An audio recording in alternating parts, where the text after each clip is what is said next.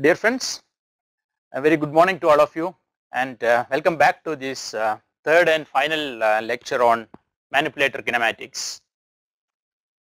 In the last two classes, we discussed about the formulation of kinematics problem for industrial robots or the manipulators, and in a systematic way we saw how do we develop the arm matrix or the forward kinematic relationship for a industrial robots.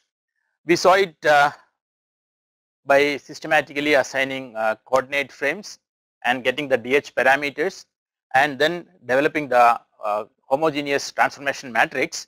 We will be able to develop the arm matrix or the arm equation for a robot manipulator. So today we will discuss the next problem of inverse kinematics and the velocity relationships between the Cartesian frame and the joint frame, and look into the issues of singularity and Jacobian and things like that. So as briefly mentioned in the last class, we will be discussing about the inverse kinematics problem, the definition of the problem, and the solvability of a inverse problem. It does not mean that always the inverse can be solved. There are some issues and there are some conditions under which we can solve the inverse kinematics.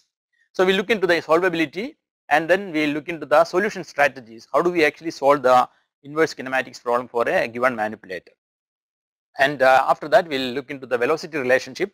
We will talk about the Jacobian, then singularities, and briefly touch upon the statics of manipulator, or how do we actually look into the static force analysis of the manipulator, especially the joint torque to get a particular static force applied at the tool tip. So the issue of manipulator inverse is that or the requirement for inverse analysis is that most of the times when we talk about industrial robots, we will be always talking about how do we manipulate a physical object in space. As we know that a manipulator in the forward problem, this Q or the joint variables will be given, and what you are trying to do is to get the tip position or the tool tip position in terms of XYZ. So the position X will be a function of joint variables, and therefore once you know the joint angles, you can always find out the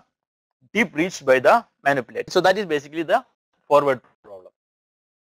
But in practical applications, the requirement is not that you calculate the tool tip position. The requirement is that this manipulator has to pick up some object from here.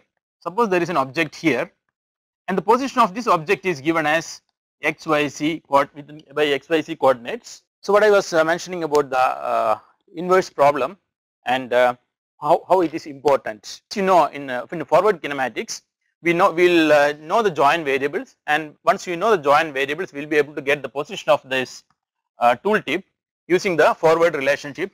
X is a function of joint variables. But in most of the times, what we require is not this relationship.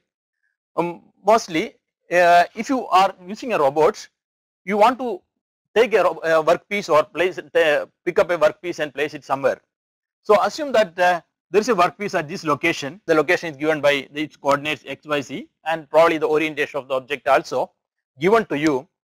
We need to find out what should be these joint angles so that this gripper can actually come and pick up this object, so that I can actually bring this gripper here and then pick up this object. So what should be these joint angles so that this can actually come from here and then come to this position and then pick up this object.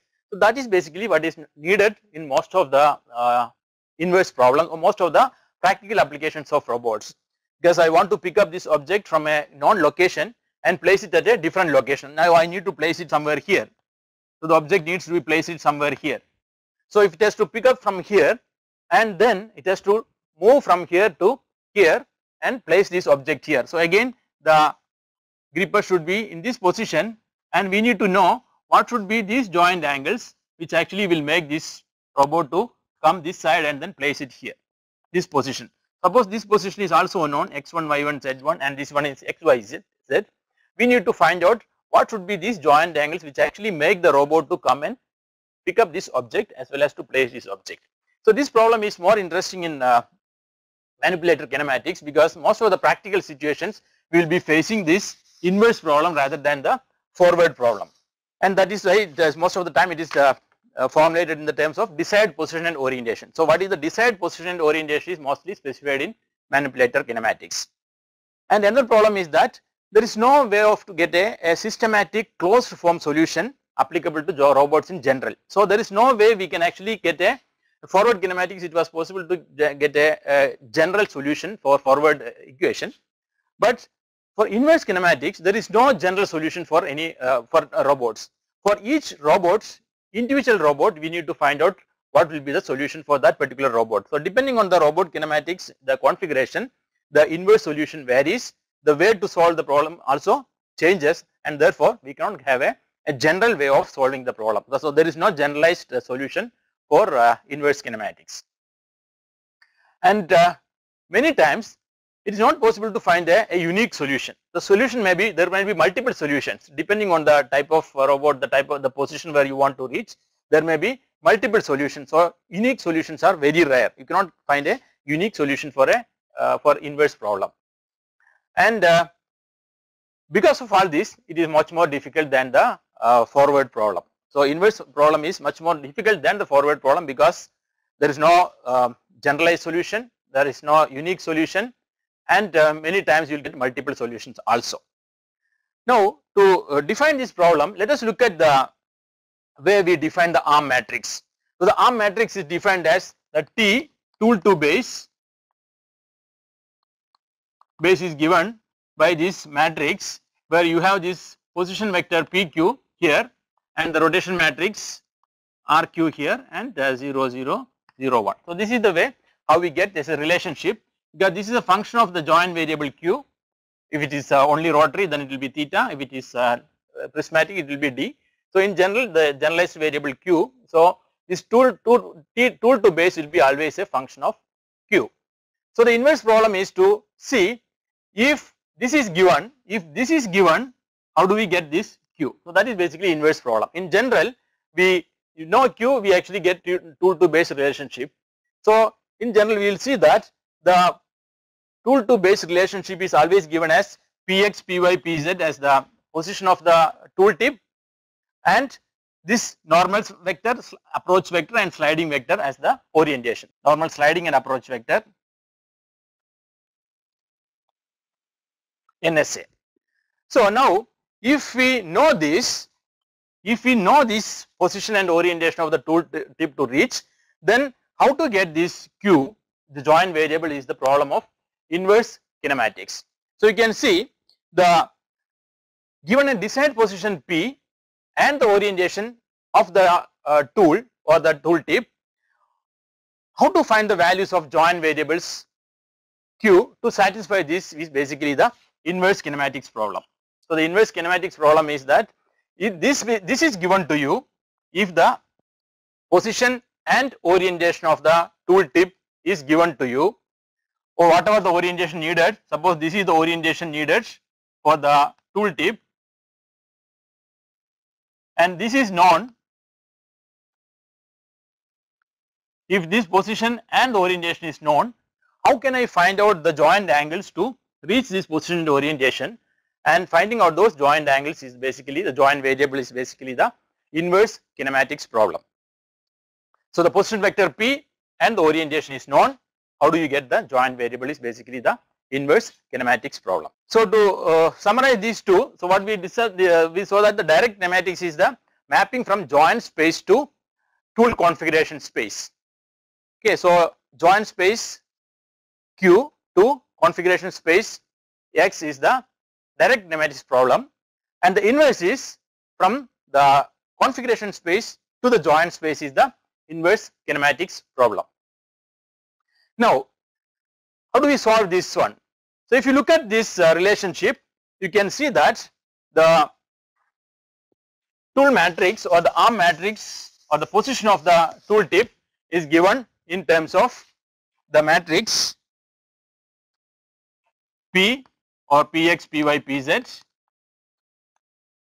and here normal, sliding and approach vector, basically nx, sx, ax, ny, sy, ay, nz, sz, az.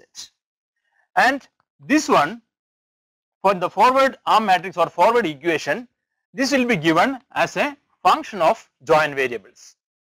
You saw that in the forward kinematic relationship, when we do this T2 to base, you will get a matrix in terms of join variables, like you will get it as C1 multiplied by S1 something plus D1 cos theta. So this is the way you get the relationship for each one. So the inverse kinematics problem is solved by equating this to this and then trying to find out or solve the join variables. So if you look at this Px, you will be having a term here which actually represents Px. There will be a term here which actually represents Py in terms of join variables theta 1, theta 2, theta 3, etc. So now you equate this one to this, equate this one to this, this one to this. So like this, you will be getting 12 equations from this relationship, because there are 12 variables Px, Py, Pz, and then there are 9 from the rotation part and 3 from the position part. So totally you will be able to get 12 equations from here. So look at this on the slide. So we have this Px is equal to C1 1.77, 177.8 C2 plus etc. for the previous forward relationship for one of the manipulator. We so that this is the forward relationship. Now if you apply this, Px is equal to C1 multiplied by 177.8 C2 plus 177.8 etc. You will get one equation. Similarly, Nx is equal to something, then Az is equal to minus C234. So like this we will be able to equate them, and therefore you will see that you can actually get 12 equations from this one. So 12 equations, and you will be having n unknowns depending on the number of joints for the robot. If it is a 6 degrees of freedom robot, you need to find out 6 unknowns. You need to find out theta 1 to theta 6 for a 6 degree of freedom robot to get a desired position and orientation. So we have 12 equations and n unknowns. So depending on the n degrees of freedom robot, you will be having n unknowns. So it seems to be a simple problem. You have 12 equations and n unknowns, and most likely the robot will be having 6 degrees of freedom, so or 6 or 5 or 7 like that. But so it seems to be a simple problem. But one issue with this one is, if you look at this part of this one, this matrix, this actually has got some properties. Okay, so basically if you look at this, ax square plus ay square plus az square is equal to 1, or square root of ax square plus ay square plus az square should be equal to 1. Similarly, this one also it should be equal to 1. This one also should be equal to 1, because it's a vector, approach vector, sliding vector and normal vector. Similarly, n dot s is equal to 0, s dot a is equal to 0, because they are orthogonal vectors. So these 9 equations, though we have 9 equations coming from this, out of these 9 only 3 are independent. Only 3 equations are independent equations, or out of 9 we have only 3 independent equations. All the 6 are dependent, because they are all dependent each other. These elements are all dependent each other. So you don't get you don't get 12 equations, but what you are getting is only 3 equations from the rotation part. So from the orientation part you will get, the rotation part you will get 3 equations, and from here you will get another 3 equations. We can actually say, right, Px is equal to this one, Py is equal to this one, Pz is equal to this one, you will write. So you will get another 3 equations. So totally you will be getting 6 independent equations from the arm matrix. So we have 6 independent equations which can be used to solve the unknowns here. You have 6 independent equations and you have n unknowns. So as long as this 6 is, it's a 6 degrees of freedom, you can solve, because you have 6 independent equations and 6 unknowns, you will be able to solve. If it is 7, you won't be able to get a unique solution, you will be always getting multiple solutions, because one of the angles need to be assumed and you will be able to, you need to solve it separately. If it is 5, again you will be able to solve the equation, because you have n unknowns and 6 independent equations and n unknowns. So that is the solvability of the equations, or the inverse problem. The first issue with the inverse problem, we start from the forward kinematic relationship and then try to write down the equations representing the as a function of join variable, and equate them to the given Px, Py, Pz. Assume that this is given to you because we need to find out the joint variables corresponding to this one. So we will write Px is given as 800, we will write 800 is equal to this and 700 is equal to this, like that we will be writing and then trying to solve for the joint variables. But apart from this, these equations are non-linear, they are not linear equations because they are functions of theta, theta 1 plus theta 2 etc. and they are non-linear equations and not so easy to solve. We need to have some special methods or some ways to solve these equations depending on the type of equation that we are arriving at. And apart from this, we need to look at whether the solution will be there at all or not. So that is basically so first we look at the solvability, then we look at the solvability. Basically tells that you have 6 equations and you can n degrees of freedom, so you will be able to use this one to solve it. The next one is the existence of solution, whether the manipulator is solvable or not. It's not that every manipulator you will be able to get an inverse solution, not possible, or it may not be there, the solution may not exist at all. So how do we look at the manipulator and then see whether the robot can be solved or not, whether the inverse solution can be found out or not. So a manipulator is solvable if all the sets of joint variables can be found corresponding to a given end effector location. If an end effector location is given to you, if this location is given to you, if we can find out all the joint angles corresponding to this location, then we call it as, then we say it is solvable. That means the manipulator is a solvable one. And there are some conditions under which we can ensure this.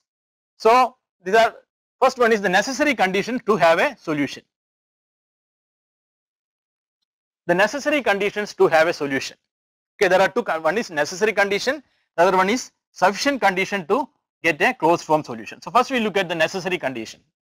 The necessary condition, the first condition is that whatever the joint, the tool position that you are suggesting or you are trying to solve should be within the workspace of this manipulator. You should not specify something outside the manipulator and tell the inverse problem to solve this one. Okay, so first condition is that the point should be always within the workspace. Anything which beyond the workspace of the manipulator cannot be solved, or there will not be any solution at all for that kind of a problem. So that is the first condition. And the second condition is that if the number of degrees of freedom is equal to 6 or more than 6, then only all the orientations can be found out. I mean, if you have n is equal to 6 or n is more than 6, that means you will be able to get any orientation at the tool tip. If n is less than 6, then you won't be able to get all the orientations. So some orientations will be depending on other orientations. So if n is equal to 5, you will be able to get only 2 orientations independently. The third one will be a function of the first 2. So that way, if n is 6 or more, then only you can suggest any orientation, arbitrary orientation. Otherwise, you need to suggest only normal or sliding or approach only you can suggest, and the third one will be depending on these 2 you will be able to get.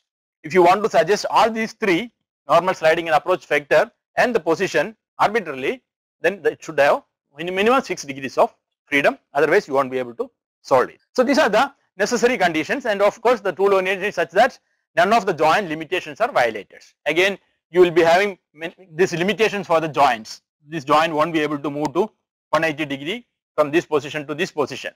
And if you suggest a position or a tool position where the joint angle needs to travel 180 degree, then the robot will not be able to get a solution for that because the joint limit will be violated. So that also should be taken into account when we consider the inverse solution. So to have the necessary condition to have a solution is basically the point should be within the workspace, and any arbitrary orientation if you want, then n should be greater than 6 or equal to 6, and the joint limit should not be violated. So these are the necessary conditions to have an inverse solution. And solution can be of 2 types. One is known as a closed form solution. Closed form solution. The other one is the numerical solution. These are the 2 ways in which actually you can do the inverse solution. And closed form solution is basically the one which actually you solve analytically using these equations. So you have 6 equations independent equations, you will solve them analytically and get a solution that is basically known as closed form solution. And the numerical solution is that you using an iterative algorithm, you start with an arbitrary any joint angle and try to find out all other possible joint angles to get a particular position. Numerically you solve it. That is basically the numerical solution. So numerical solution is actually time consuming, and most of the times you will be able to get a closed form solution easily, and if the closed form solution is not possible, then you need to go for a numerical solution. So closed form solution is using the trigonometric relationship and the algebraic equation what we saw, you use those equations and solve, that is known as closed form solution. And when the closed form solution is not possible, we will go for a numerical solution.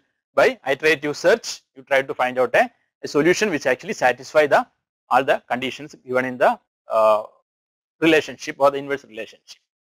And to have a closed form solution, in order to have a closed form solution for a manipulator, that is the necessary sufficiency condition to have closed form solution. So by looking at the manipulator configuration, we will be able to tell whether you can really find a closed form solution or not.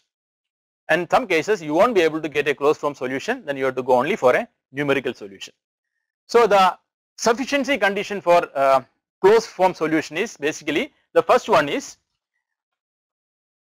three adjacent joint axes intersecting.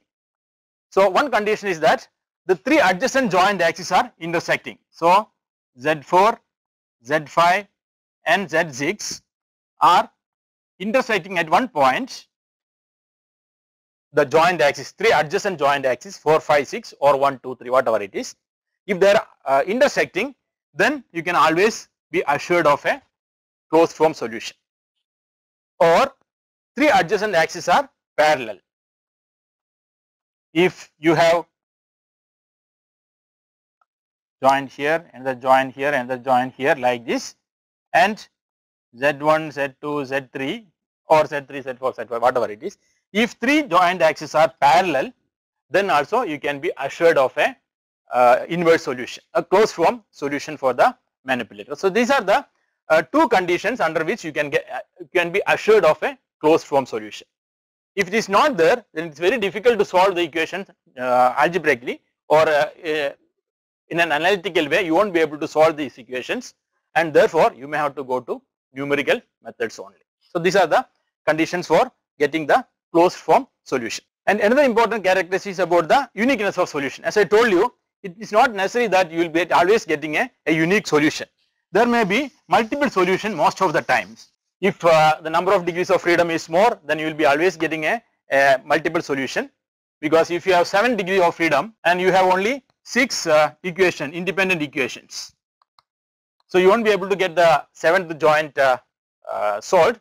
So you need to assume one joint angle for one of the joints and then solve for the next 6. So depending on the first joint angle you assume, you will be able to get multiple solutions. That is, for redundant robots you will be always getting multiple solutions. And another case of multiple solution is known as elbow up and elbow down solutions. Suppose there is a robot here.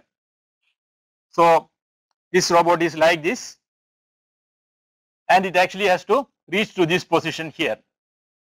The robot has to reach this position. So it can actually go from here, or it can actually go from here also. So you can actually have a position like this also. So this is one solution to reach here, and this is another solution to reach here. So this is known as elbow up and elbow down solutions. Again, you will be able to, you will be having multiple solutions in this situation also. So these are the cases where you will find that uniqueness of solution is not there. You can always get multiple solutions. So this also need to be taken into account when we are trying to solve the inverse relationship. Okay, so let us try to see how to solve a problem like this. So in closed form solution, as I told you, you can go for an algebraic approach or a geometric approach also. So closed form solution is that you solve the equations, you solve equations in an analytical way. That is basically the closed form solution.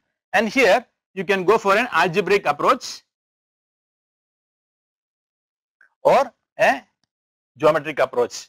Geometric is basically you look at the possible ways in which actually you can reach this position in a graphical way, you try to see, you know the length of each link. So you try to plot this link in different positions and then see whether we can actually reach this position, and then see what should be the way in which actually it has to be arranged to get this. That is basically the geometric approach. Sorry, geometric approach. Algebraic is basically you solve this equations in an algebraic using algebraic methods. These are the two ways in which the closed form solutions can be approached. We will be doing only the algebraic approach here, because geometric approach is again looking at the geometric features of the links and then trying to solve it. So we will see the algebraic approach and how this can be solved. So we use a few tricks to solve this. When I said tricks, basically some methods to solve the equations.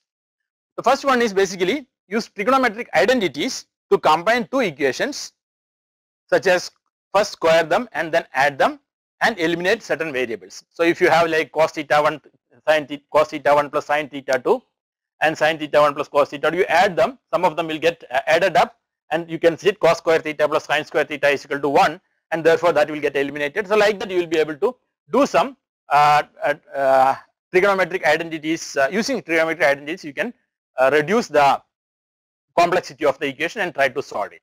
The second one is use the variable substitution. Okay, sometimes you substitute some variables and then convert that equation into a different form of equation.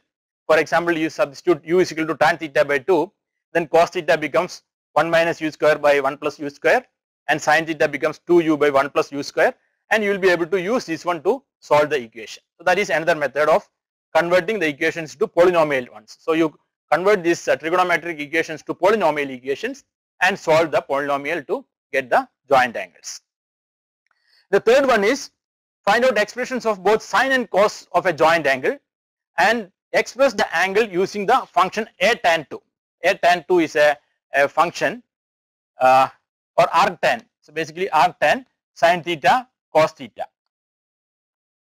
So you find out some expression for sin theta, some for cos theta, then theta will be a tan sin theta cos theta. We don't directly take the sine inverse to get the theta, and there are some reasons, I will explain it later, but this is one way to get the joint angles. You express in terms of sin theta and cos theta and then use a tan 2 function.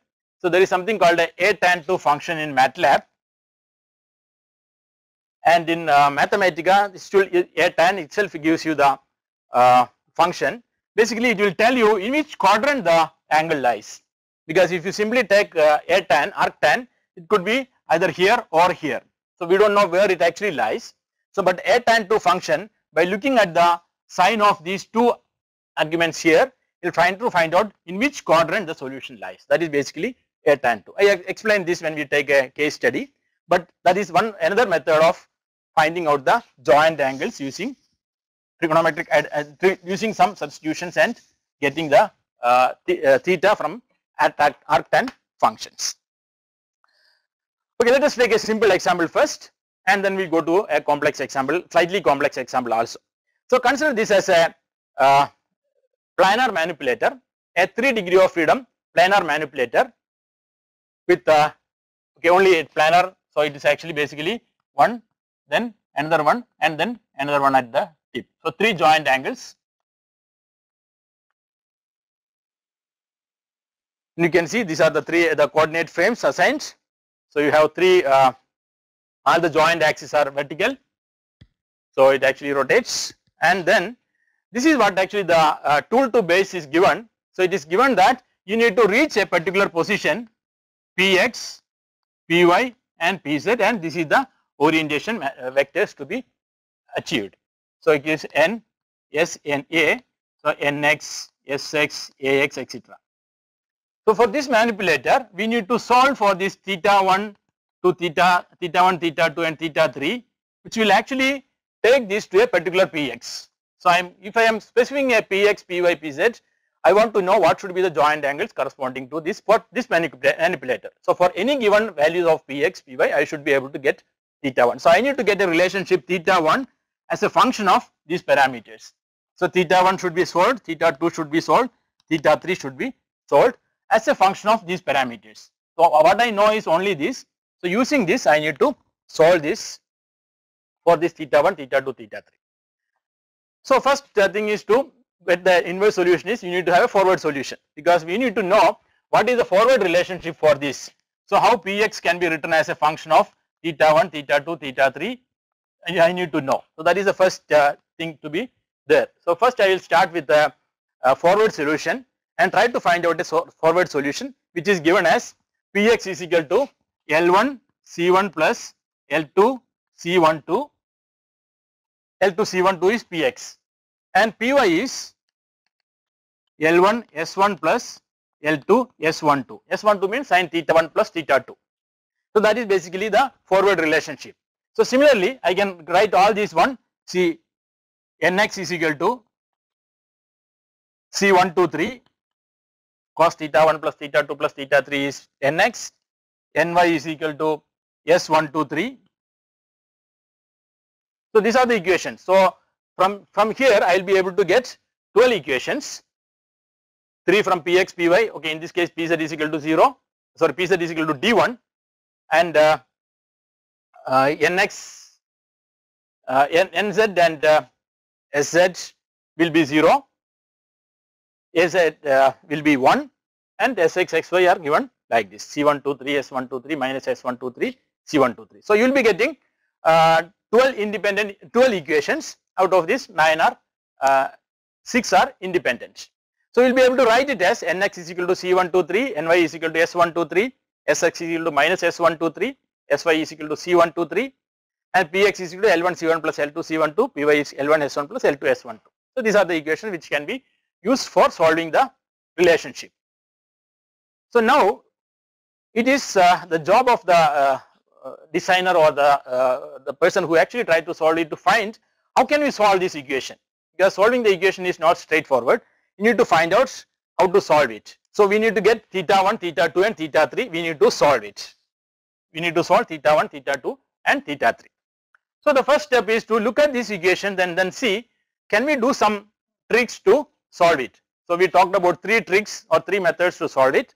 So now I can see that equation 5 and 6, if I square and add 5 and 6 to get Px and Py, if I write Px square plus Py square, I need to find out what will be the relationship. So I can actually square and add this 5 and 6. We get it as Px square plus Py square is equal to L1 square plus L2 square plus 2 L1 L2 C2. So I can write it as L1 square plus L2 square plus 2 L1 L2 C2. You can see how it comes. So I will add this L1 square C1 square plus L2 square C12 square plus 2 L1 L2 C1 C12. Similarly, I will be squaring this and adding, and this was C1 square plus S1 square will become 1. So L1 into C1 square plus S1 square plus L2 into L2 square into C1 square plus square. And if you do this, you will be able to get this as Px square L1 square plus L2 square plus 2 L1 L2 C2. Now C2 can be obtained from here, because cos theta 2 can be obtained from here as Px square plus Py square minus L1 square plus L2 square divided by 2 L1 L2. So you will be able to get it as Px square plus Py square minus L1 square plus L2 square divided by 2 L1 L2 will be C2.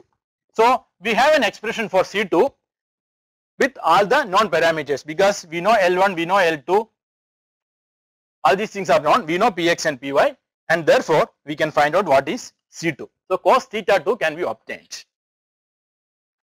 Now we don't use this cos theta 2 directly to get theta 2, because that actually will lead to some other problem. So what we do, from C2 we will try to find out what is S2, sin theta 2.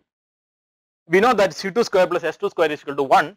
So sin 2 will be calculated as plus or minus square root of 1 minus C2 square. So this will be plus or minus 1 minus C2 square will be given as, taken as S2. So we got C2 and S2. Now we use this a tan 2 function. A tan 2 S2 C2 will be theta 2.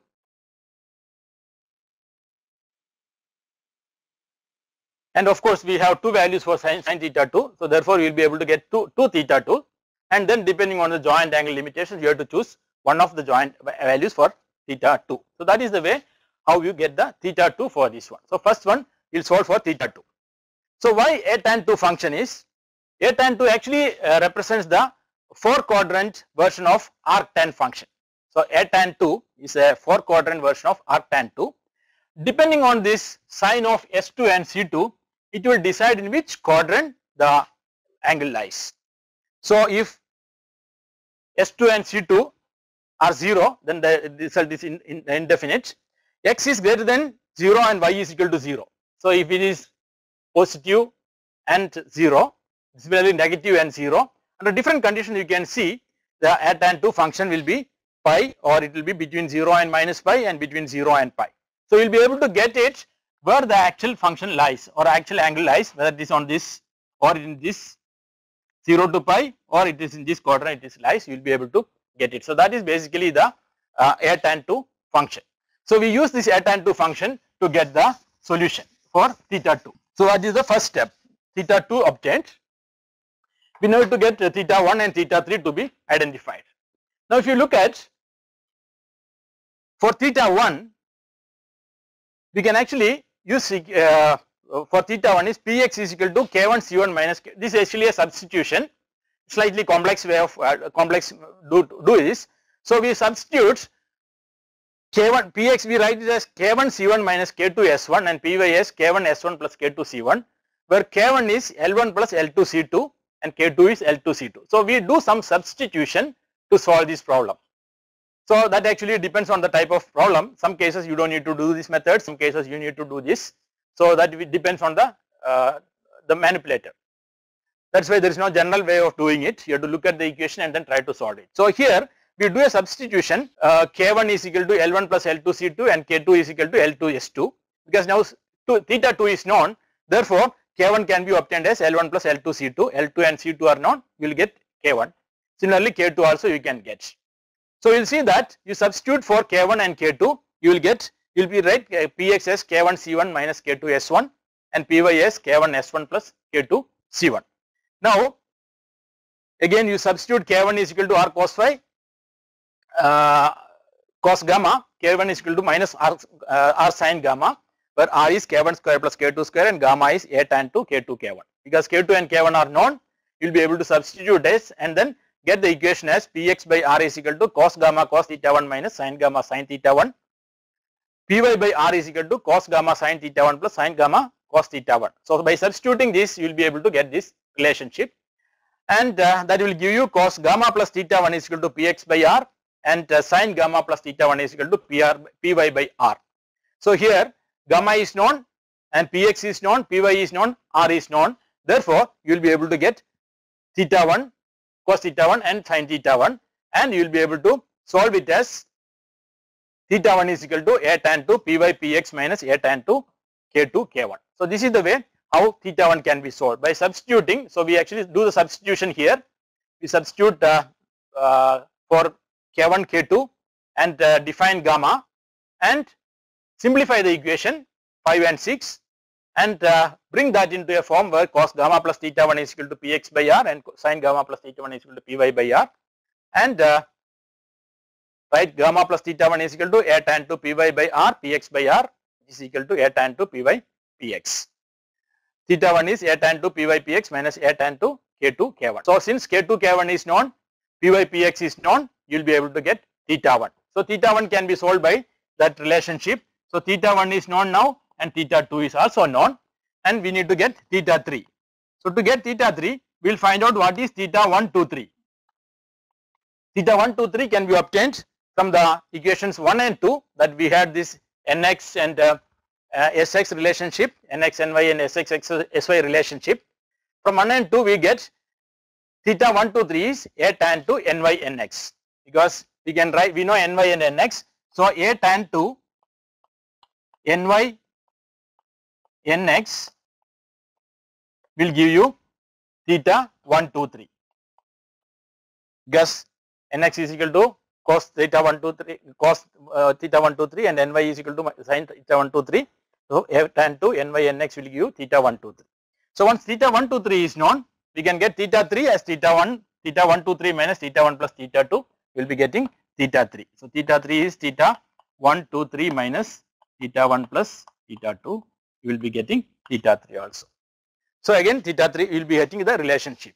So for any value of this you will be able to get theta 1, theta 2 and theta 3, and that is the inverse solution for this particular manipulator. So you can see that we start with the forward relationship and try to write down the equations, the 12 equations, and then solve those 12 equations in an algebraic way using algebraic relationships and the tricks for solving them by substitution or by squaring and adding, and try to get a relationship to solve this theta 1, theta 2 and theta 3. So this is the way how we solve the inverse kinematics problem for manipulators. So the challenge here is to bring these equations into a form which can actually be easily solved or which are non-trigonometric identities. So there are some non-ways of solving the problem. So if you can bring those equations, the 12 equations into some non-methods, you will be able to get the solution. So some of the commonly used solutions are, if you have an equation like A is equal to B sin theta, then theta can be solved by this relationship. So if you can bring all the equations into any one of these forms, it can be solved easily. You don't need to go to the substitution which I already mentioned. That was just to show you how the substitution works. But in the practical situation, you don't need to really do it. What you need to do is to bring these equations into a standard format. For example, if you can have an equation like A is equal to B sin theta, then theta can be solved using the relationship shown here. It is A tan 2 A by B square root of 1 minus A by B square. So this is the way how you do the solution. So once you can bring this equation into this format, you can get directly the theta. The other one is, okay, A is equal to B cos theta, also same way you can solve. The other one is, if you have something like A is equal to B cos theta, A is equal to B cos theta, and C is equal to D sin theta. Suppose you have an equation, you have the two equations like this. You will see that this kind of situation arise very often. In another example I will show you. So if you can bring into this format, then you can get theta as A tan 2 minus B, A tan 2 C by D A by B. So theta will be A tan 2 C by D A by B. Okay, another one is A sin theta plus B cos theta is equal to 0. If you have an equation like A sin theta plus B cos theta equal to 0, then theta will be A tan 2 minus B by A. Okay, again these are all the commonly used equations. You don't need to remember all those things, but if you have a chart of this equation, always you can bring your 12 equations into any one of this format and easily solve for theta. Another one is A sin theta plus B cos theta equal to C, then theta will be A tan 2 A by B, AB plus A tan 2 plus or minus square root of A square plus B square minus C square comma C. Another one, A cos theta I plus B cos theta j equal to C. So this kind of format you always see A cos theta 1 plus B cos theta 2 equal to C. A sin theta 1 plus B sin theta 2 is equal to D. If that is the equation, then theta will be A tan 2 D C plus A tan 2 plus or minus C square plus D square minus S square comma S, where S is equal to A square minus B square plus C square plus D square over 2A. Okay, you don't need to note down all these things or remember all this. Okay, assuming that this is known to you or this is given to you, you will be able to convert your equations into the standard formats. Because for any manipulator, you have to do an inverse only for the one time. Okay, you don't need to do it every time. One time you have to solve the inverse kinematics of a given manipulator. That holds good for always. Okay, another one is A sin theta plus B cos theta is equal to C. A cos theta minus B sin theta is equal to D. Then the solution will be again A tan 2 AC minus BD plus BD comma AD plus BC, and A square plus B square is equal to C square plus D square. Another one, A cos theta I plus cos theta j, that is cos theta 1 plus theta 2 plus B cos theta 1 is equal to C. A sin theta 1 plus theta 2 plus B sin theta 1 is equal to D. Again you can have a solution. So if you can bring this into any of these standard formats what I have shown, then solution can be easily obtained. You don't need to go for the substitution what we discussed in the previous example, because it actually comes from those substitutions. So the solution method is solution is already given, so you can use simply these to solve the inverse equations. Okay, another one is Px is equal to, okay, this is an example what I have given. Px is equal to L1 C1 plus L2 C12, Py is equal to L1 S1 plus L2 S12. The previous case what we discussed, it was this case condition, Px is equal to L1 C1 plus L2 C12, Py is equal to L1 CS1 plus S2 S12. C2 is Px square plus Py square minus L1 square plus L2 square by 2 L1 L2. That is what actually we are used in this equation here. Okay, this is just to tell you that there are ways to solve the problem. So the only thing what you need to do is to bring it to a standard model, standard equation. So with this, let us take just one more example and show you how to solve the kinematics of a general or a 5-axis articulated arm.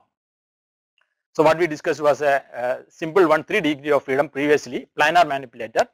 Here it is a spatial manipulator with 5 degrees of freedom, and we saw this in one of the classes, earlier classes.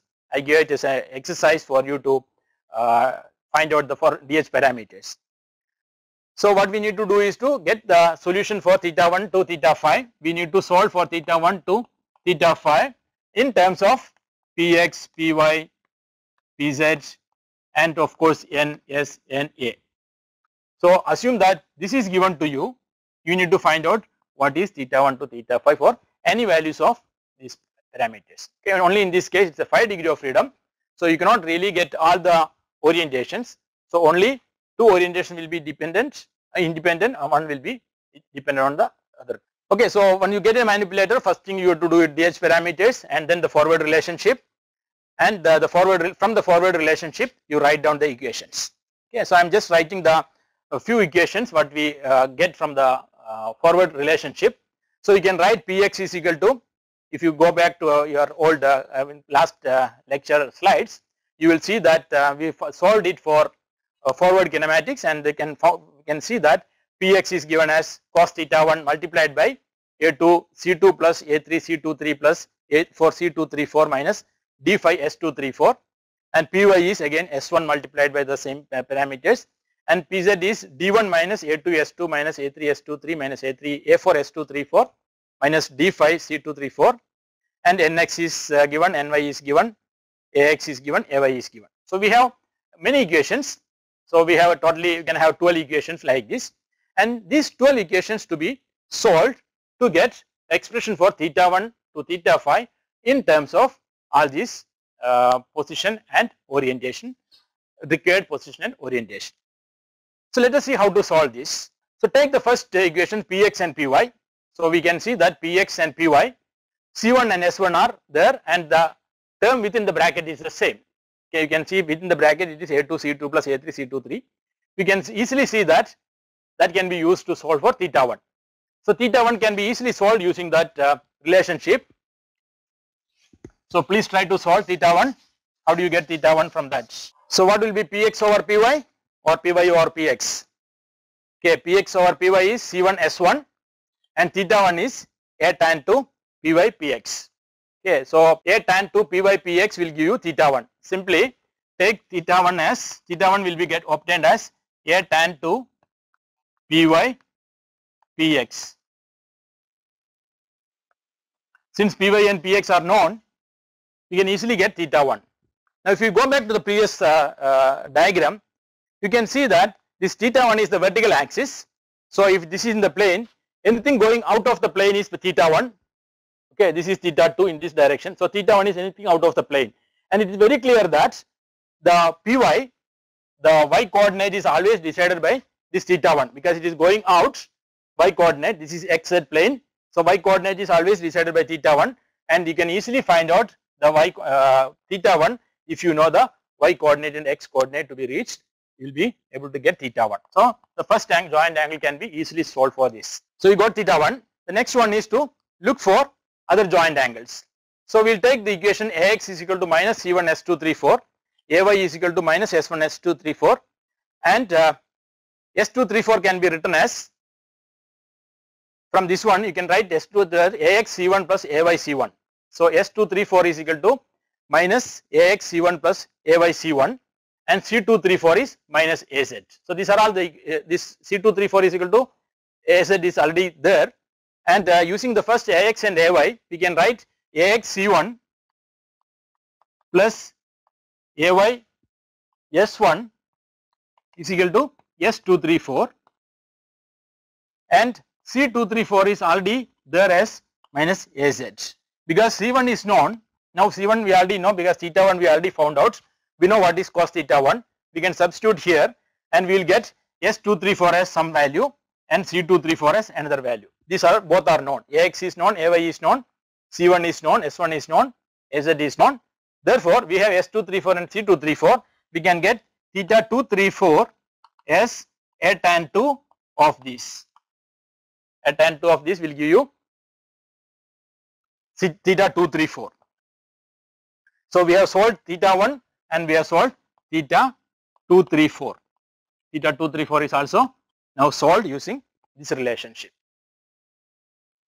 And you can always see that whenever there is whenever there are the axes, three axes are parallel or intersecting, you will always see that this kind of an equation arrives, 2 plus 3 plus 4 or 1 plus 2 plus 3, and that is when you can have a solution. If it is not coming like this, very difficult to solve, and that is why when we are saying that to get a closed form solution, the sufficiency condition is that three axes are parallel or intersecting. So here, because they are parallel, you can see that these angles are adding up here like this. Okay, now we go to the solution of theta phi now, because again from nx and ny, you look at the equation, nx is equal to something and ny is equal to something. Similarly, sx is equal to something and sy is equal to something. We can write sy is equal to nx s1 minus ny c1. So we can write s5 as nx s1 minus ny c1. You multiply nx with c1 and ny with s1, and you subtract, you will get s5. Similarly, cos phi can be obtained.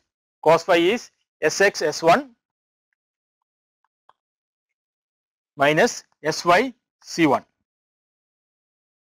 So because s1 is known, you will be able to get sy and c phi. Again, theta phi will be a tan 2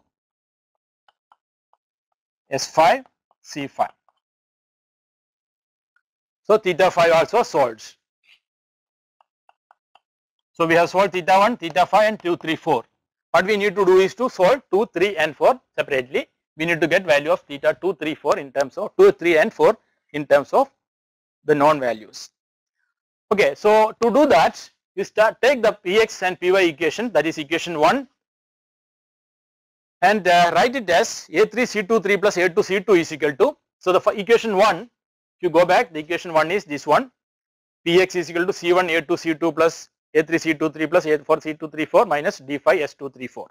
So in this equation, now if you look at this Px equal to that equation, you know that theta 1 is known and theta 5 is known, theta 2, 3, 4 is known, because we have solved for theta 1, 5 and 2, 3, 4, and therefore we can use these values in this equation Px and write it. We can actually take out the unknown terms A2C2 and A3C23, A2C2 plus A3C23 is known, not known, all other terms are known, because we know 2, 3, 4, we know theta 5 and theta 1, and therefore we can write it as A2C2 plus A3C23 is equal to Px minus the other terms. So that is what we are doing here in this step. A3C23 plus A2C2, A3C23 plus A2C2 is equal to Px by C1 plus D5 S234 minus A4 C234. And similarly, we will write A3 S23 plus A2 S2 equal to D1 minus A4 S234 minus D5 C234 minus Pz. So by changing the first and third equation, by substituting the values non-parameters theta 1, theta 5 and theta 2, 3, 4, you will be getting one equation here, and here you will be getting A2 S2 plus A3 S23 equal to something. Now this can actually be calculated, because all are known values. This one we will be able to calculate and write it as a numerical value here. So A2 C2 plus A3 C23 is equal to some K1, and A2 S2 plus A3 S23 is equal to K2. Now we know K1 and K2. what we need to do is to solve for theta 2 and theta 3 from this equation. And if you look at, this is actually a standard format of an equation what we discussed in the previous slide, A2 C2 plus A3 C2 plus 3, A2 S2 plus A3 S2 plus 2 plus 3 equal to this parameters. So that is the standard format what we discussed in the previous case, that is A cos theta I plus theta j plus B cos theta I is equal to C, and A sin theta I plus j plus B sin theta is equal to D, and the solution is already given as sin theta and cos theta. So theta I is theta j is A tan 2 sin theta j cos theta j, and the theta I is A tan 2 RD minus SC RC plus SD. So simply apply that rule here, the equation, the rule given as theta I and j, use that rule and then find out theta 1 and theta 2. This is what we need to do, because it's a standard format, this one is a standard relationship. So using this equation, you can actually solve for the solution methodology is already there. Simply substitute that, you will be getting it as cos theta phi is equal to c square plus d square minus a3 square minus a2 square over 2 a3 a2, and sin theta 3 is square root of 1 cos square theta 3. So theta 3, cos theta 3 and sin theta 3 is obtained. Therefore, you can substitute for, you can get theta 3 as a tan 2 sin theta 3 cos theta 3.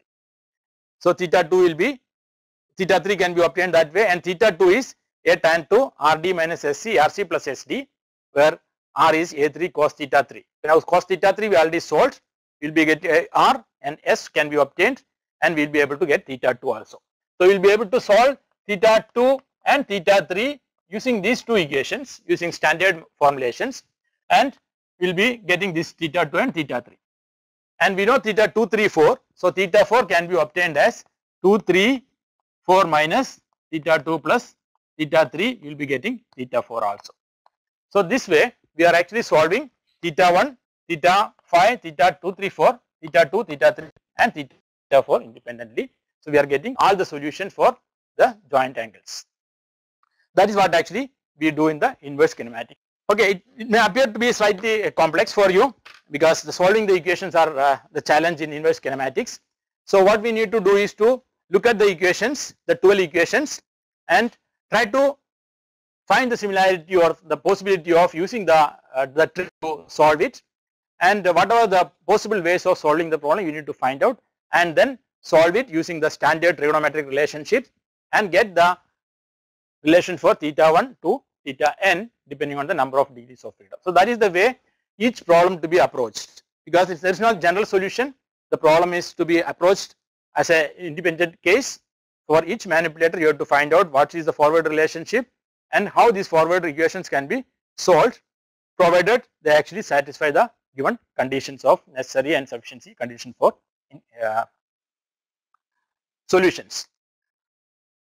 Okay, so this is an exercise for you. You can actually try to get an inverse solution for this problem. We already discussed about these robots, a 4-axis Cara. We have talked about its DH parameters and forward kinematics.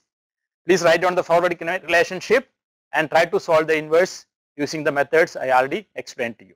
So we discussed about forward and inverse kinematics. We discussed about coordinate transformations. I'll take a simple example of where it is used and how it is used in a practical scenario of a robotic work cell used for some pick and place operations.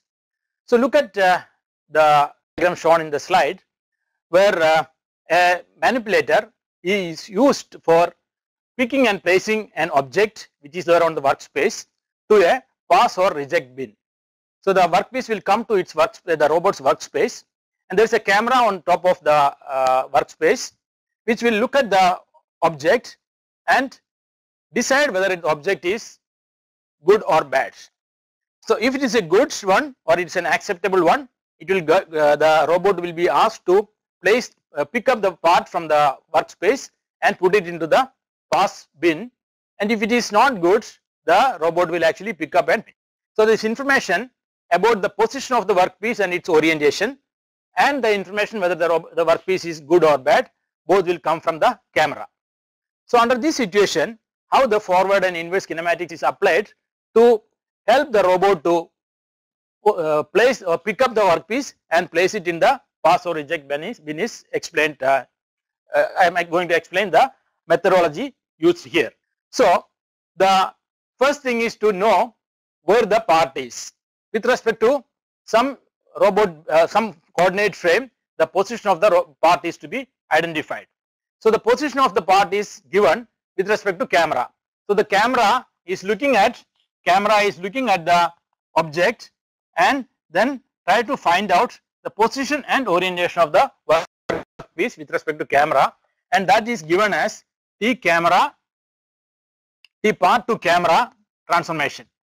Part to camera is given by the camera, that what is the position of this part with respect to the camera is obtained from the camera images, and the position Px, Py, Pz and the orientation will be obtained. So that is what part to camera, the position and orientation of the workpiece is given.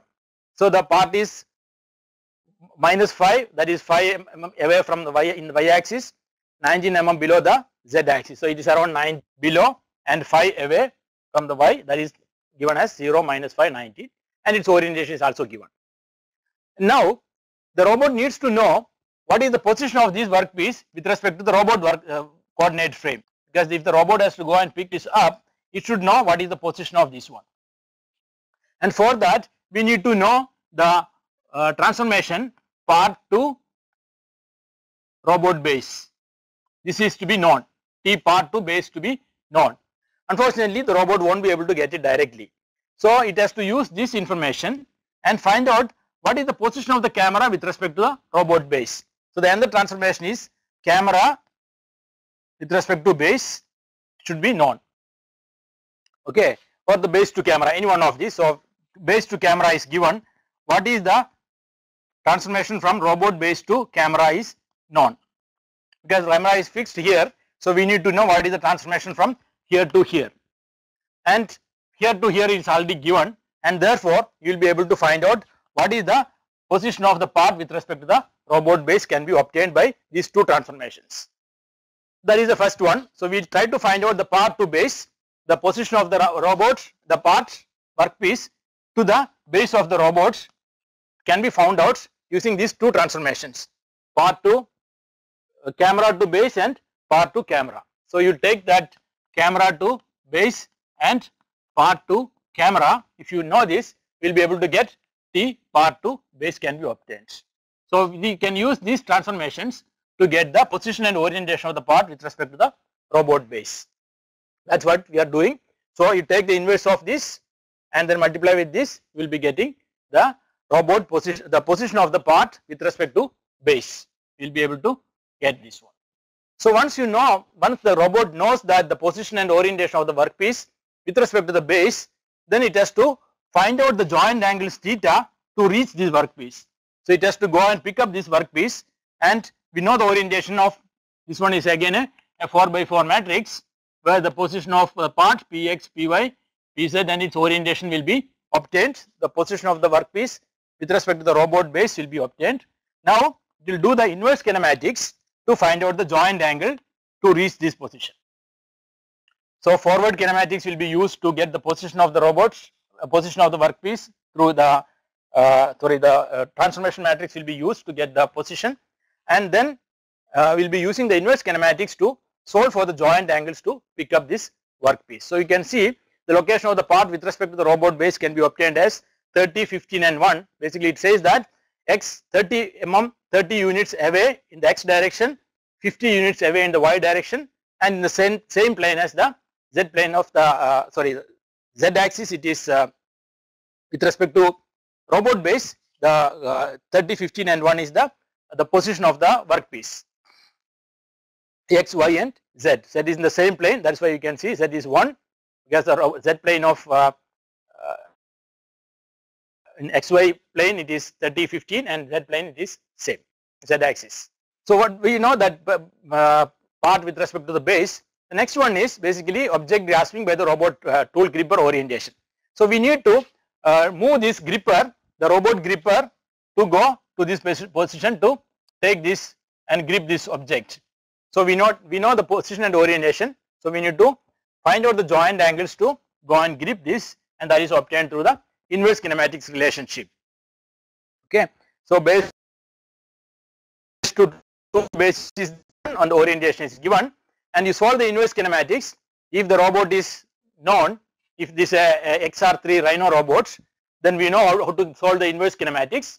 So you will be able to solve the inverse kinematics by the previous method what we discussed. You will be getting theta 1, theta 2, etc. So theta 1 to theta 5 can be solved, and the robot can be actually moved to grab the object, and again it will do a inverse kinematics to see where to go to the bin, accept bin or reject bin also will be carried out. So that is the way how a real robot works cell inverse kinematics. So whenever we use a robot for a particular application, we need to find out the transformation matrices between various elements in the cell, and then use the inverse kinematics and forward kinematics to solve the problem or to use it for a particular application. This is just to tell you that these are necessary things to know, or when you want to apply a robot for any particular application, these are minimum requirements that one should know. Okay, so that's all about the forward and inverse kinematics. We will briefly go through the differential motion and statics it's applied to manipulators. Okay, so far what we discussed was only the position relationship. So we discussed that x, y, z position and theta 1, theta 2, theta 3 we discussed. So what we are going to discuss is how the velocities can be related. So we know the position can be related through forward and inverse kinematics. So theta can be related to x, and x can be related to theta through forward and inverse kinematics. You have a forward kinematic relationship, all the theta can be converted to x domain, and if you have inverse kinematics, x can be converted to the theta domain. I mean, if you know x, you can find out theta using IK inverse kinematics. If you know theta, you can get theta x using forward kinematics. What we are trying to do is, can we get a relationship between theta dot and x dot? Similarly, x dot is given theta dot, whether we can do this, because I want to have my robots move with a particular velocity. I am not interested in position. I want this robot to move from this position to this position along this path with a particular velocity. I am interested in getting a x dot, y dot velocity and z dot for the velocity of this motion. So if I want to move this with a particular velocity x dot, y dot, z dot, I want to know what should be the velocity, joint angle velocities to be commanded, because velocity, Cartesian velocity x dot, y dot, z dot will be always depending on the joint angle velocity. So I am interested in finding out a relationship between the joint angle velocity and the Cartesian space velocity. So what I have been talking about is the differential relationship. What we need to, so far we discussed about the position relationship, position and orientation. But in the real scenario, what we require is more of a velocity relationship, because we want to command a manipulator with a particular velocity in a workspace. We need to know what should be the joint angle velocities to be commanded to get the desired Cartesian space velocity.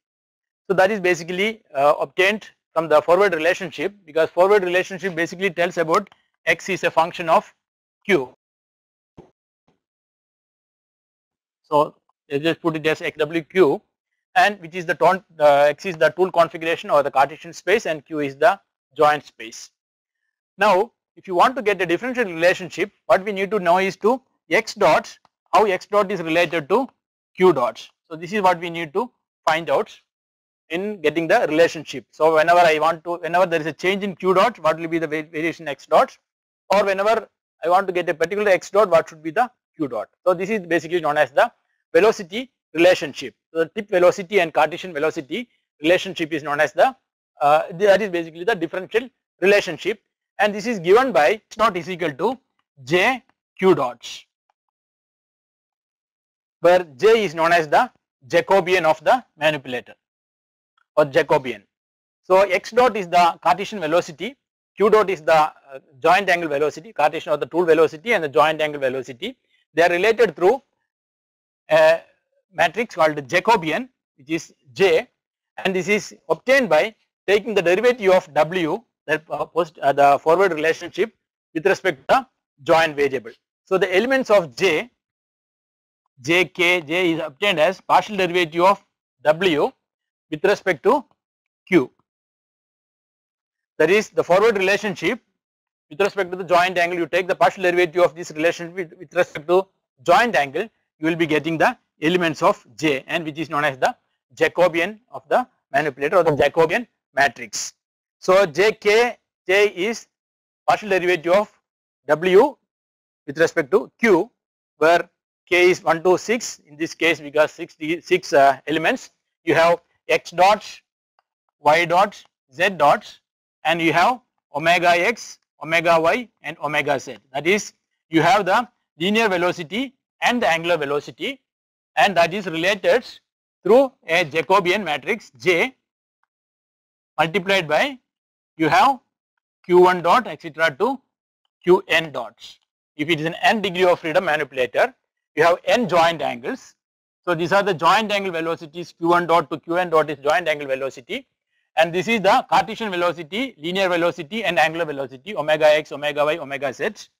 It's angular velocity, linear velocity. This is equal to J multiplied by Q dots, and you can see this is a 6 by 1 vector. This is will be a n by 1, and therefore this will J will be a matrix with the size given as 6 by n. So this is going to be a 6 by n matrix, because n is the number of joints, 6 velocities, 3 linear velocity and 3 angular velocity, a 6 by n matrix J, and n by 1 vector of joint angles.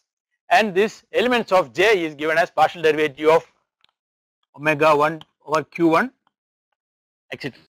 So omega 1 Q2, omega 2 Q2, Q1 etc. given in the table. So that is basically the Jacobian X dot is equal to JQ. So this is the way how you get the differential relationship. So if you know the joint angle velocity, you can find out the Cartesian velocity using the Jacobian matrix. In the same way, if you want to get the desired X dot, if you want to get a particular X dot and you are interested in finding out the theta dots, you can use the inverse of the Jacobian and X dots. J inverse X dot will give you the inverse relationship, which is theta dot is equal to J inverse X dots. That is the inverse of the Jacobian. So if you know the desired velocity in the Cartesian space, if you know the tool velocity needed in the Cartesian space, you can find out what should be the joint angle velocity to achieve the desired Cartesian velocity can be obtained using the inverse of the Jacobian, or theta dot is J inverse X, and J is always a function of the joint angle theta or Q. That is why, because the J will depend on the forward relationship and partial derivative of forward relation with respect to the joint variable. So J will be always a function of theta and actually depends on the present position and orientation of the manipulator. That is why J will be always a function of theta. Yeah. So J theta inverse X dot will be the theta dot, that is the inverse Jacobian. Just a simple example to say show how the Jacobian is calculated, then we will go to the more details of the Jacobian. So first, if you have a forward relationship, then the inverse the Jacobian can be calculated directly from the forward relationship. So look at the planar robots, a 1 degree of freedom planar robot, a simple manipulator, simple one link manipulator. So you can get Px is equal to r cos theta and Py is equal to r sin theta, a simple relationship. Now we are interested in finding out what is Px dot Py dot as a function of theta dots. So we can take Px dot is equal to Px dot is x dot is equal to r minus r sin theta dots. So if you take Px dot, you will be getting it as Px dot is equal to r sin theta theta dots minus r sin theta theta dots, and Py dot is equal to r cos theta theta dots. And we can write it as a relationship x dot y dot. So Px dot Py dot can be written as x dot y dot is equal to theta dot, because a single degree of freedom, theta dot minus r sin theta r cos theta. So you can see that this is partial derivative of x over theta, this is partial derivative of Py over theta, and this is the Jacobian for this manipulator. So this is a simple way to explain how the relationship is obtained. P x dot y dots equal to minus r sin theta or cos theta theta dots. If you take the inverse of this, you can get the theta dot is equal to as a function of x dot y dot also. Take the case of 3R planar manipulator we discussed in the inverse problem. For this case, we have the Px is equal to L1 SC1 plus L2 C12 and Py is equal to L1 S1 plus L2 S12. So for that one, the Jacobian will be, you can again calculate the Jacobian. I am just looking only at the linear part of the velocity because we are not taking the angular velocity here. We will discuss y dot and z dots without looking at the omega x, omega y for the time being. So this can be obtained by taking the relationship from Px, Py, Pz. So you take Px over theta 1. So if you take the partial derivative of Px over theta 1 and theta 2, theta 3, because we are having 3 angles here. So Px over theta 3, similarly Py over theta 1, Py over theta 3, Pz over theta 1, Pz over theta 3 multiplied by theta 1 dots, theta 2 dots, theta 3 dots will be the relationship, and this is going to be the Jacobian. Now you take the partial derivative of theta 1, Px over theta 1, theta 2, you will be getting the elements of the Jacobian as minus L1 S1 minus L2 S12. So if you take the partial derivative of this, you will be getting the first element as minus L1 S1 minus L1 S12 minus L2 S12 and 0, because it is independent of Px is independent of theta 3, that is why you will be getting this as 0. Similarly, L1 C1 plus L2 C12, L2 C12 0, 0, 0, 0 will be the Jacobian for this manipulator of a planar 3R planar manipulator. So that is the simple way to explain the Jacobian. Of course, we need to get the omega x, omega y, omega z also. So that I will explain with when we talk about something called a manipulator Jacobian, a Jacobian which actually used for getting the force relationship. But in general, by taking the partial derivative of the forward relationship with respect will give you the value of Jacobian. But before going to the statics, let me give you a few insights about the Jacobian. Okay, this is another example for 4-axis Cara manipulator. Again, we'll take only the linear velocities. So it's very straightforward. Get the relationship Px, Py, Pz, and then take the partial derivative, and you will get the Jacobian for the linear part of the velocity, linear velocity. Okay, a few things about Jacobian. When we talk about Jacobian, we always talk about a term called singularity. So in singularity, what actually happens is theta dot is always given as, again, you can have theta inverse x dots, but it is not possible to always have this relationship. Okay, so the joint space velocity theta dot is given as j theta inverse x dot, and one of the problems in this solving joint velocity is the non-existence of inverse. So in some cases you will see that this inverse is not existing, okay, because of various reasons. So you are not able to get the j theta inverse. Under such situation, what actually happens is that when j theta is not having inverse, basically it says that it actually loses its rank, and therefore you don't get the determinant. It actually loses its rank, and at some values of x dot, and whatever may be for some values of x dot, you will never be able to get the corresponding values of theta dots, and that situations are known as singularity. That means whatever may be the velocity you want in the Cartesian space, you will not be able to find out the corresponding theta dots to that one, or for any value of theta dot you won't be able to get a desired value of x dot. So this kind of situation is known as singularity in manipulator kinematics. So the Jacobian may not be invertible for all the values of theta. So because of the theta, j will be having some particular properties, or it loses its rank, and then you won't be able to get the inverse. So certain points in joint space, Jacobian loses its rank. There is a reduction in number of independent rows and columns, and the points at which the Jacobian loses rank are called the joint space singularities.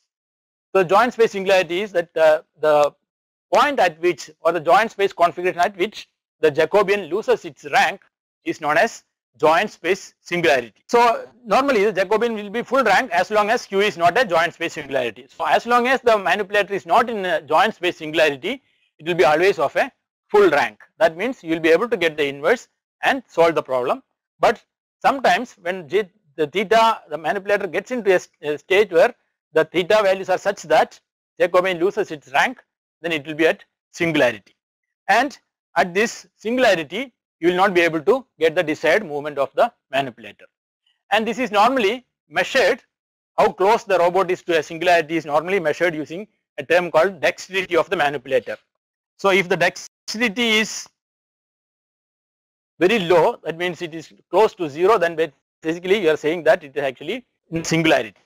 So this is measured using a determinant of J transpose. So you take the determinant of J transpose, and by looking at this you will be able to tell that the manipulator is very close to a singularity or which is in the singularity space.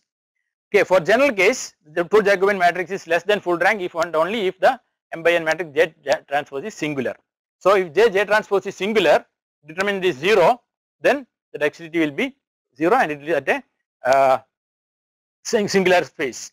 For redundant manipulators, of course you take the J transpose must be used instead of okay, it can be J transpose less number of degrees of freedom because you need to get a square matrix always. So it will be J transpose J or J transpose can be used.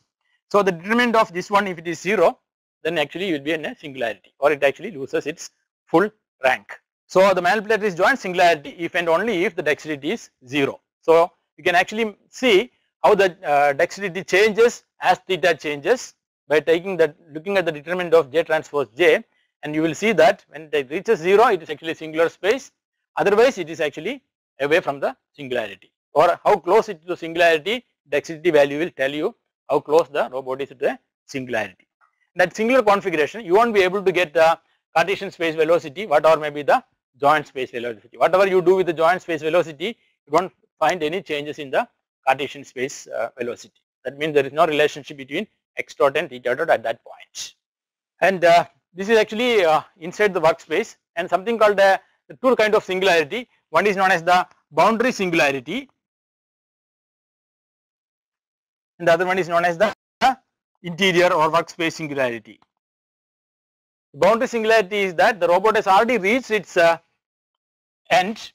So if this is the robot and it has reached its workspace, this is the workspace of the manipulator, and now you are actually reached at this point, the robot is at the tool tip edge, and now you want to get it a particular direction velocity. You want this to have a velocity in this direction, it won't be able to move because it's already reached at singular configuration.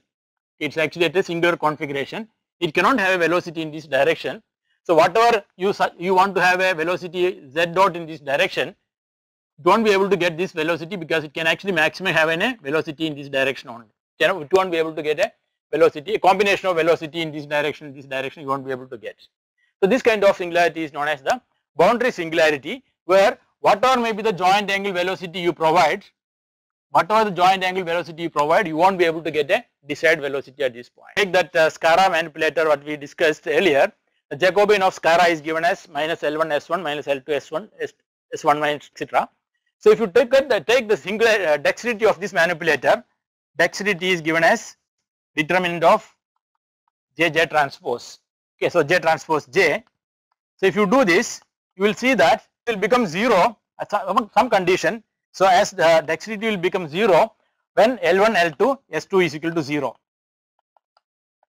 That means when theta 2 is equal to 0 or 180, this dexterity will become 0. That means when the manipulator is fully stretched, it is fully stretched either at 0 position or 180 degree, it will be always having a dexterity of 0. That means it is at the boundary, and this is known as the boundary singularity of the manipulator. That means it cannot get any further changes in the velocity at that point in any direction because it already reached the boundary of the manipulator. That is the boundary singularity. Interior singularity is the other one which is within the workspace.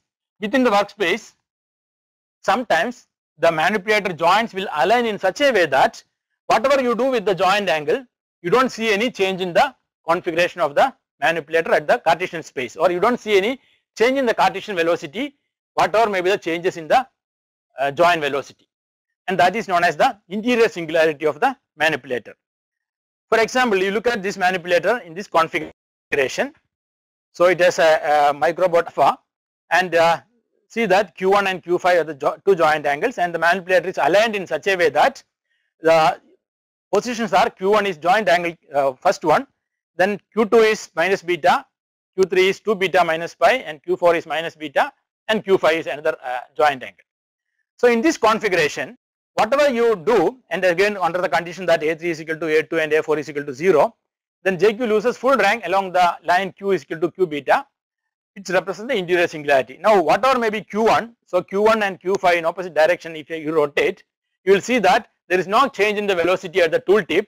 The Cartesian velocity does not change even though you actually change the two joint velocities. You change Q1 and Q5, still you won't be able to get any velocity at the tooltip, and such conditions are known as the interior singularity of the robots. Again, the robot actually loses because of the JQ actually loses its rank under that particular configuration, and whatever the theta dot changes, you don't see any x dot change, or whatever if you want a particular x dot, you won't be able to get a theta dot which actually gives you that particular changes in velocity. Okay, for an example, you can do an exercise for a 3-axis planar robot. Show that if A2 is equal to A1, then Q is equal to Q1 pi Q3 is a locus of singularities, and which x's are collinear in this case. It's a exercise for you. Just one more thing about this Jacobian inverse, and then I will stop. See, we discussed that the theta dot is actually J inverse x dots. Another practical difficulty with respect to Jacobian is that given as J inverse x dots, but we know that J is J inverse is defined only for square matrices. So you need to have a square matrix to get the inverse of the matrix, and J need not be a square matrix, because J will be J can be of any size depending on the number of degrees of freedom. It can be 6 by 5, or it can be 6 by 4, or it can be 6 by 7, and only in some cases it will be 6 by 6. So normally if we have a manipulator which is having 5 degrees of freedom or not equal to 6, we always have a problem of a matrix which is not square, and getting the inverse will be a problem for this kind of matrix, and therefore we cannot really get the inverse of J for practical applications. And this actually leads to problem of getting the theta dot or calculating theta dots. And for this kind of situations, we do something called a generalized inverse. So instead of going for the normal inverse, we do something called a generalized inverse, which actually says that if you can find a matrix which actually satisfy any of the conditions as given in here, if A is an n by n matrix, then an n by m matrix, for any m by n matrix,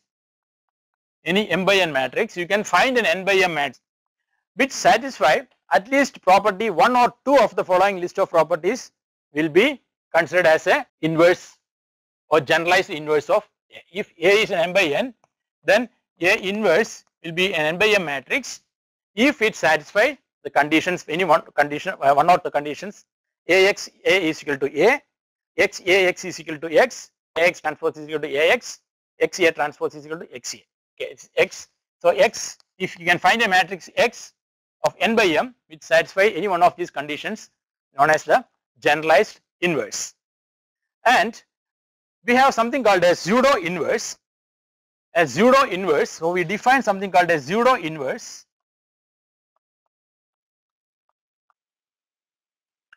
which is normally represented as A plus. Normally inverse is represented as A minus. So a pseudo inverse A plus is defined, which actually satisfies all the 4 conditions, which satisfy all 4 properties what is mentioned here. And if A is a full rank, then A plus is defined as, or A plus is the inverse. So A plus is defined as A transpose inverse if m is greater than n or equal to n, and equal to A inverse, the normal inverse when m is equal to n, and it is A transpose A inverse, it is A transpose A inverse A transpose if M is then N.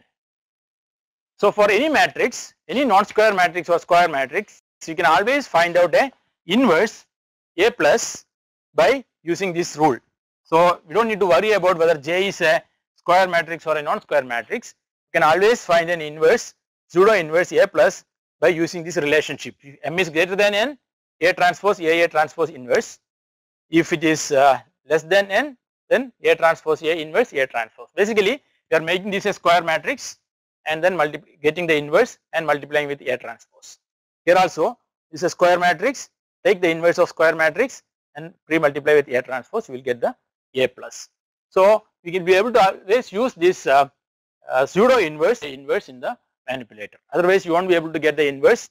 You always see that the inverse is difficult, and therefore we will be always using pseudo inverse in manipulator kinematics to get the Jacobian. This is an example for pseudo inverse. If A is 1 0 2 1 minus 1 0, the pseudo inverse will be A transpose inverse will be obtained it as 1 over 9 1 4 1 minus 5 1 4 minus 2. So it was a 2 by 3 matrix. Now you are getting a 3 by 2 matrix as the inverse of A, which is the pseudo inverse of A. And this is normally used in control of the robot also. So if you want to control the velocity of the robot in resolved motion rate control, something called resolved motion rate control, we use this Q dots can be calculated from X dot. So you want to have a desired velocity for this manipulator. You want this manipulator to have a desired velocity in this direction with a particular value.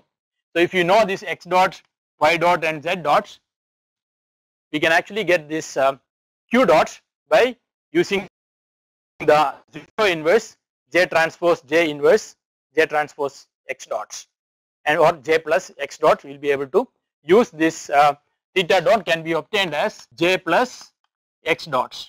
So if you know X dots, if you want to have a particular velocity control for the manipulator, then we will be able to get the required joint angle velocities to get this X dots, and this is known as the resolved motion rate control in robotics. The robot manipulator robotics, we use something called resolved motion rate control to control the velocity of the manipulator in a desired way, and then we calculate theta dots using the J inverse manipulator in the Cartesian space. This is basically looking at the same, the Jacobian, but in a different band, the Jacobian, and then use it for getting the static analysis of the manipulator. That's what we are to do. But the principle remains same. Jacobian is a relationship between the velocity and the configuration space and the joint space, and then use it for getting the torque requirement at the joints for a particular force at the tool tip.